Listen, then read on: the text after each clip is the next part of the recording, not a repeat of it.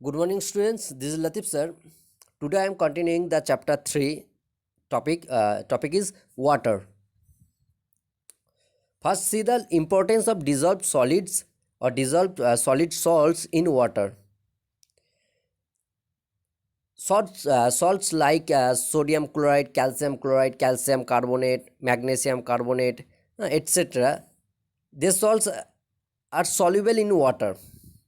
That is, these salts are present in water, and there are many importance of these dissolved salts in water. And the importance of these dissolved salts are they are essential for growth and development of plants.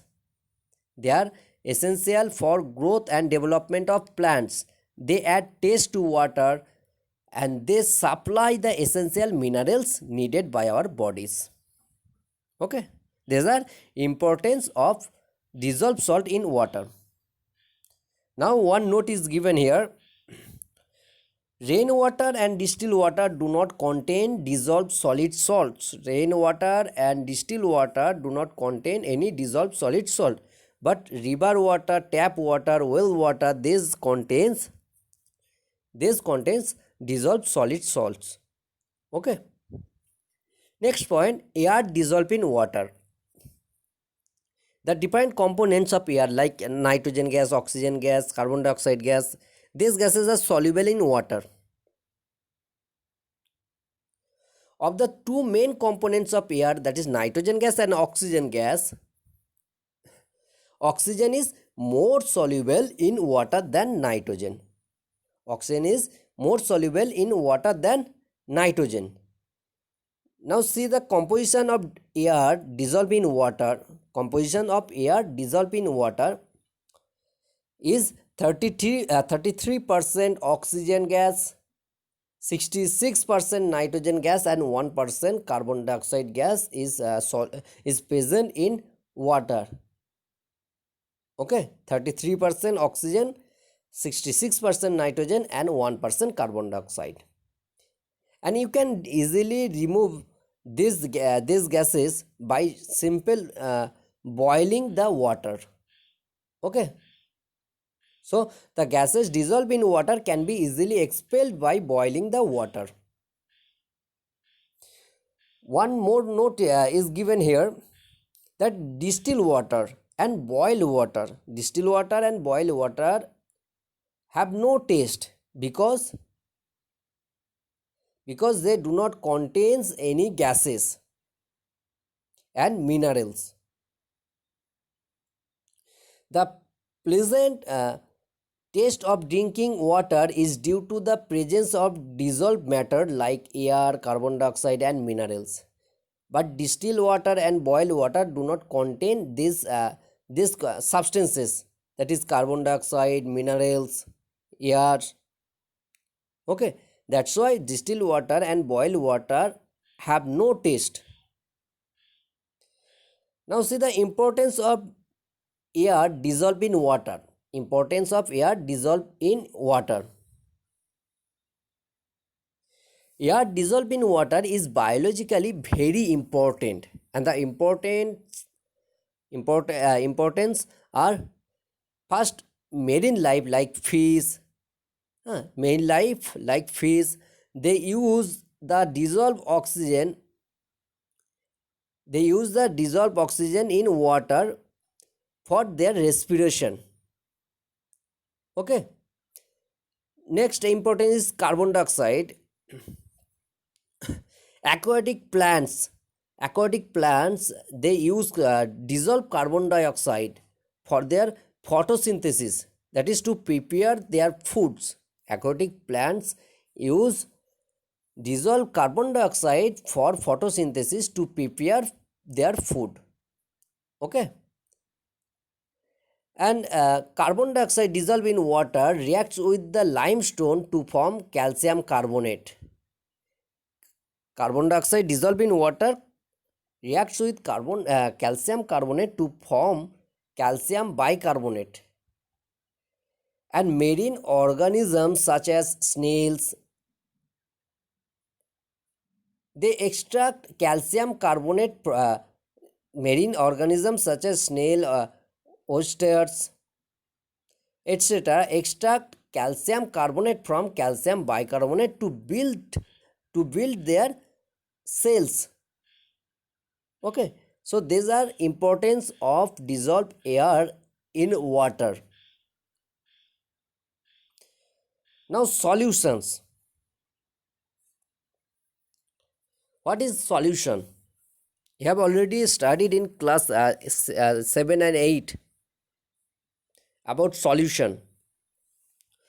What is solution? A solution is a homogeneous mixture of two or more components. Homogeneous mixture of two or more components.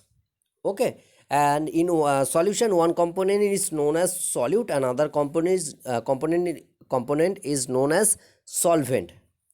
Okay, so solution is formed by combination of solute and solvent. And and the solvent is the component of a solution which present more amount, and solute is the component which present in less amount. So solvent is the component, is the substance in which you are dissolving other substances, and solutes are the substances that dissolve in solvent. So a solution which is made up of two components is known as binary solution. And if a solution is made up of three or four components, then the solution are called ternary solution and quaternary solution respectively. Now example of solution.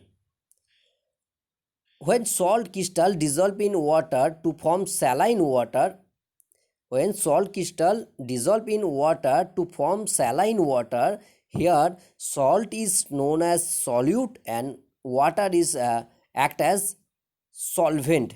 Okay. So in salt water solution, salt is solute and water is solvent. And the saline water is an example of solution. Okay. Now let's see here some examples of solution. Different types of solution depending on the phase or state of solute and solvent. First type of solution, a liquid with another liquid, that is liquid solution. Liquid solution. In liquid solution, both solute and solvent are liquid. Okay, for example, water and alcohol, solution of water and alcohol. Both are, that is solute and solvent, both are liquid in liquid state. Second type of solution is solid in liquid, that is a solid with a liquid. For example, sugar solution. In sugar solution, sugar is solid and water is liquid. So in sugar solution, sugar is solute and water is solvent. Okay, and this is a solid with a liquid solution. And third, a liquid with gas solution, that is liquid gas solution. Example, soda water. In soda water, carbon dioxide gas is dissolved by application of high pressure.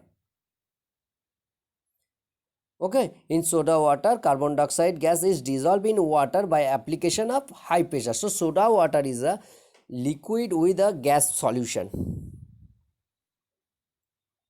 Next type solution is a solid with another solid. For example, alloy.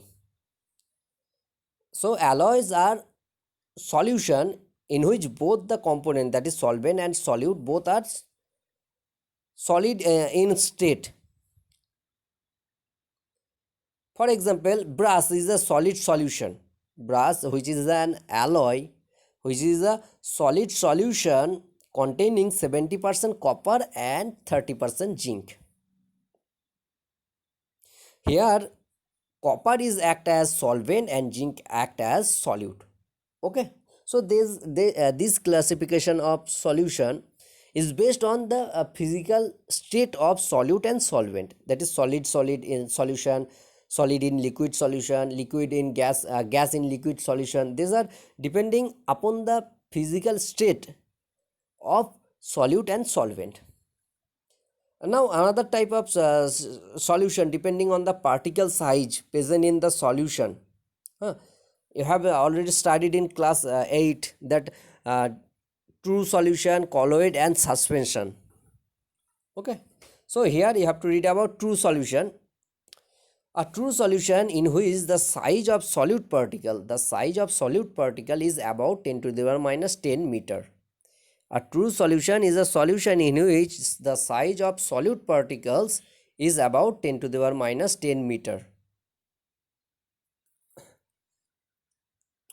And in a true solution, the solute particles and the solvent molecules cannot be distinguished even under a microscope.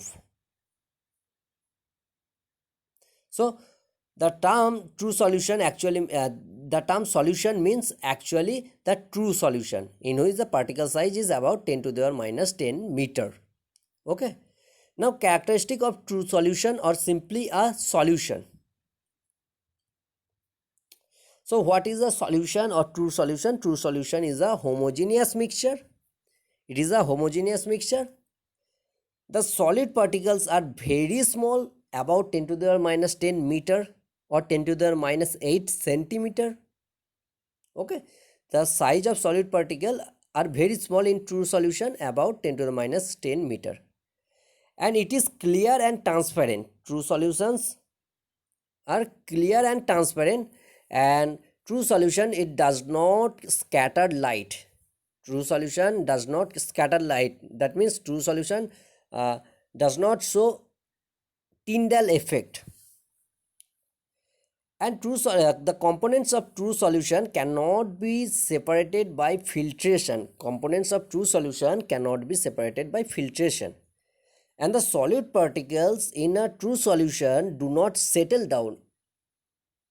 Solute particles in a true solution do not settle down. These are the characteristic of true solutions. Okay. Thank you.